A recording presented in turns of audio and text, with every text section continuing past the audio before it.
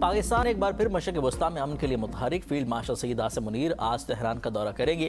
ایران کی قیادت سے اہم ملاقاتیں کریں گے۔ ایرانی نیوز ایجنسی ارنا کے مطابق وزارت خارجہ کے ترجمان اسماعیل بقائی نے کہا ہے کہ دورے کا مقصد دو طرفہ تعاون کو مزید مضبوط بنانا ہے۔ فیلڈ مارشل سید عاصم منیر کا دورہ خطے میں امن و سلامتی کے فروغ کے لیے پاکستان کی کوششوں کا تسلسل ہے۔ دورے کے دوران باہمی دلچسپی کے امور اور دو طرفہ تعاون کے فروغ پر تبادلہ خیال کیا جائے گا۔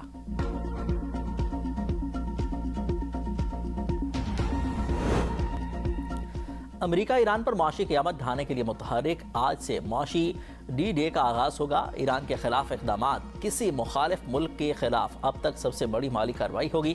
امریکی وزیر خزانہ اسکاٹ بیسنٹ کہتے ہیں کہ یہ پابندیاں ایرانی حکومت کے خاتمے کا باعث بنیں گی۔ امریکہ کا مقصد ایران کے آمرانہ نظام کو برقرار رکھنے والی تمام اہم اقتصادی شریانوں اور راستوں کو کاٹ دینا ہے تاکہ تہران مکمل طور پر تنہا رہ جائے۔ ایران سے تعاون کرنے والے ممالک بھی پابندیوں کی زد میں آئیں گے۔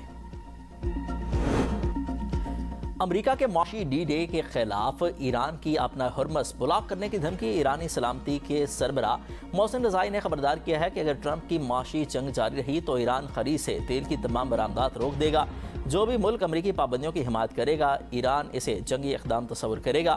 عمان کے وزیر کل تہران جائیں گے۔ ایرانی حکام سے اپنا ہرمز کی صورتحال پر بات چیت کریں گے۔ ایران کے پاس بین الاقوامی تجارتی راستے مکمل طور پر بند کرنے کی صلاحیت نہیں۔ امریکہ اپنا ہرمز کے ذریعے تیل کی ترسیل جاری رکھنے میں کامیاب ہو رہا ہے۔ روزانہ 7 سے 15 ملین بیرل تیل اپنا ہرمز سے منتقل کیا جا رہا ہے۔ امریکی نائب صدر جے ڈی وینس کہتے ہیں کہ امریکہ کے پاس ایران سے نمٹنے کے لیے بہت سے طریقے موجود ہیں۔ سب سے مؤثر طریقہ ایران کو تیل اور گیس کی تجارت کے روکنے کی قیمت چکانے پر مجبور کرنا ہے۔ مشرق وسطیٰ میں امریکی موجودگی کا بنیادی مقصد ایران کو جوہری ہتھیار حاصل کرنے سے روکنا ہے۔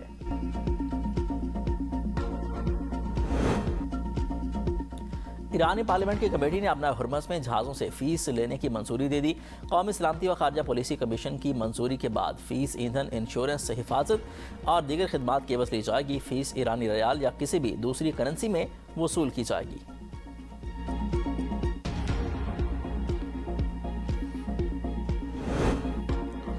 منجمد خارجہ پالیسی منجمد معیشت کو جنم دیتی ہے۔ ایران کے اسپیکر باقر کالباف کا امریکی پالیسی پر تنزیہ بار۔ کہا کہ امریکہ گوشت کی قیمتیں کم کرنے کے لیے منجمد گوشت درآمد کر رہا ہے۔ کیا بانڈز کے لیے منجمد شرح منافع بھی درآمد کی جائے گی؟ کیا گھروں کی قیمتوں کے لیے منجمد خریدار لائے جائیں گے؟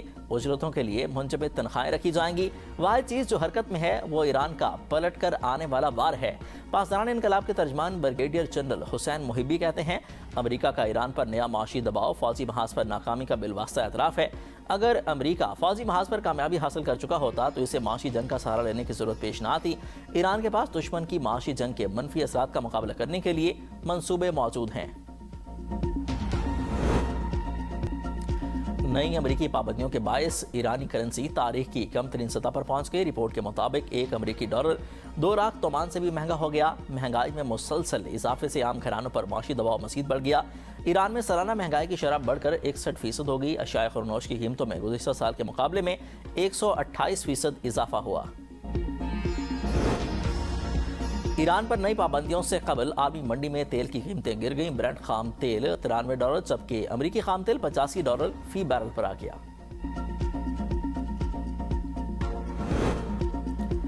چین کے 2 بحری جہاز اپنا ہرمز کے ایرانی علاقے میں داخل ہو گئے۔ شپنگ ڈیٹا کمپنی کے مطابق چین کا پرچم بردار ایک آئل ٹینکر اور ایک دوسرا چینی جہاز اپنا ہرمز کے ایرانی حصے میں داخل ہوا۔ ایک چینی جہاز متحدہ عرب امارات کی بندرگاہ سے روانہ ہو کر اپنا ہرمز کے راستے ایرانی راستے سے گزرا، جبکہ چینی پرچم بردار آئل ٹینکر کو بھی اپنا ہرمز میں داخل ہوتے ہوئے دیکھا گیا۔ نائب وزیر اعظم اور وزیر خارجہ اسحاق ڈار لندن پہنچ گئے۔ ہیتھرو ایئرپورٹ پر پاکستانی ہائی کمشنر نے استقبال کیا۔ دفتر خارجہ کے مطابق دورہ لندن کے دوران نائب وزیر اعظم اسحاق ڈار کی برطانوی وزیر خارجہ سے ملاقات متوقع ہے۔ دو طرفہ تعلقات سمیت باہمی دلچسپی کے امور پر تبادلہ خیال کیا جائے گا۔ اسحاق ڈار کا ازبک وزیر خارجہ سے ٹیلی فونک رابطہ۔ ایس سی او سربراہان ریاست کی کونسل کے آئندہ اجلاس پر تبادلہ خیال کیا۔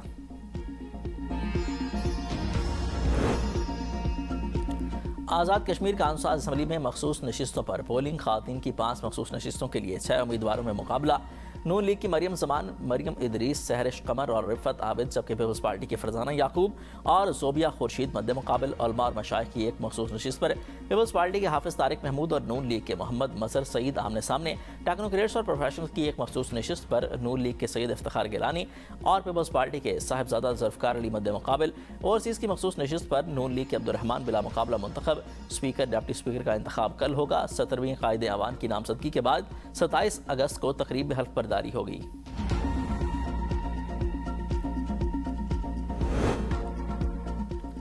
میر رضا کے اہل خانہ نے جے آر ڈی کی تشکیل کے لیے سندھ ہائی کورٹ میں درخواست دائر کر دی۔ ابتدائی سماعت آج ہونے کا امکان۔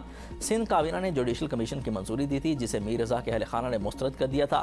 میڈیا سے گفتگو میں وکیل جبران ناصر نے کہا کہ سی سی ٹی وی میں ڈی آئی جی سے ڈی ایس پی رینک تک کے آفیسر نظر آئے ہیں۔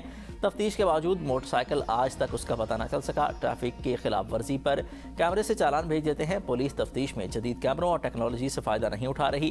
یونیورسٹی روڈ پر رات کو گاڑیوں کی چیکنگ 1950 کی دہائی کی تفتیش لگتی ہے۔ تمام قانون نافذ کرنے والے اداروں کی خدمات لے کر معاملہ جے آر ٹی کو دیا جائے۔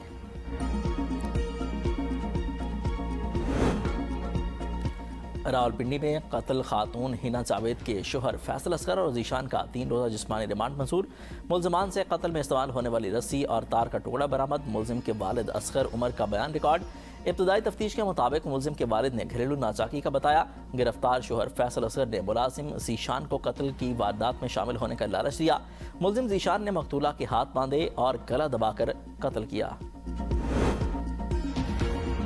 ہزارہ کی ننھی پری آیت نور کی بازیابی کے لیے ہری پور میں احتجاج۔ شہریوں نے صدیق اکبر چوک سے شاہراہ ریشم کو بند کر کے دھرنا دے دیا۔ 14 روز سے لاپتہ آیت نور کی بازیابی تک احتجاج جاری رکھنے کا اعلان۔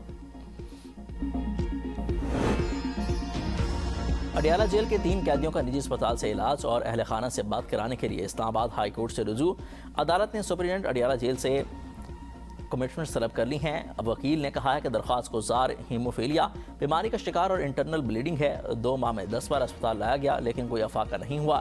سپریم کورٹ کا فیصلہ ہے کہ اگر بیماری کا علاج سرکاری اسپتال میں نہیں تو قیدی کو پرائیویٹ اسپتال منتقل کیا جا سکتا ہے۔ ایک اور ملزم کے وکیل نے کہا کہ درخواست گزار کو بخار اور وہ دل کا مریض ہے، سرکاری اسپتال میں علاج ممکن نہیں، شفا اسپتال منتقل کرنے کا حکم دیا جائے۔ دبئی میں موجود بھائی سے فون پر بات بھی کرائی جائے۔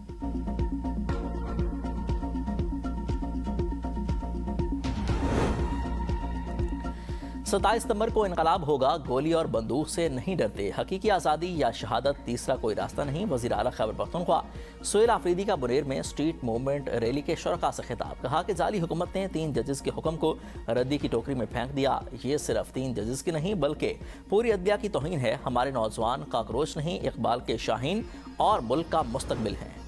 آئین کی پاسداری اور اس پر عمل درآمد ریاستی ذمہ داری ہے۔ حکمران آئین پر عمل نہیں کرتے تو یہ ان کی کوتاہی ہے۔ سربراہ جے یو آئی فے مولانا فضل الرحمان پشاور میں جے یو آئی کے ورکر کنونشن سے خطاب۔ کہا کہ معاشرے کو عدل فراہم کرنا ہوگا، ظلم کے ساتھ حکمرانی برقرار نہیں رہ سکتی۔ قانون سازی سمیت مختلف معاملات پر اپوزیشن جماعتوں کے ساتھ رابطے جاری ہیں۔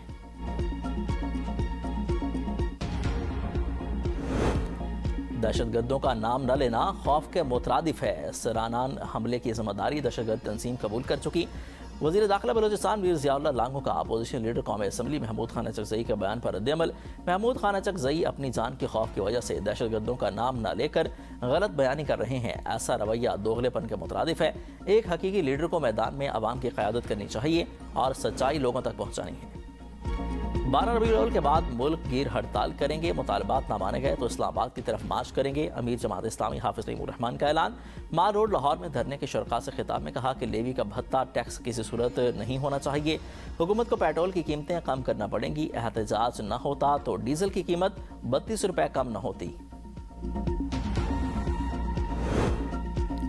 شہری 1 لیٹر پیٹرول پر 130 روپے 75 پیسے جبکہ 1 لیٹر ڈیزل پر 122 روپے 47 پیسے لیوی، ٹیکس اور مارجنز ادا کرنے پر مجبور۔ ڈیزل کی بنیادی لاگت 245 روپے 82 پیسے جبکہ اس کی قیمت 368 روپے 29 پیسے فی لیٹر مقرر ہے۔ ڈیزل پر مجموعی طور پر 122 روپے 47 پیسے کی لیوی، ٹیکسز اور مختلف مارجنز وصول کیے جا رہے ہیں۔ گجرانوالہ یلو لائن ماس ٹرانزٹ منصوبہ 2027 تک مکمل کرنے کی ڈیڈ لائن مقرر۔ وزیر اعلیٰ پنجاب کا فیصل آباد اور گجرانوالہ ماس ٹرانزٹ منصوبوں کی بروقت تکمیل یقینی بنانے کا حکم۔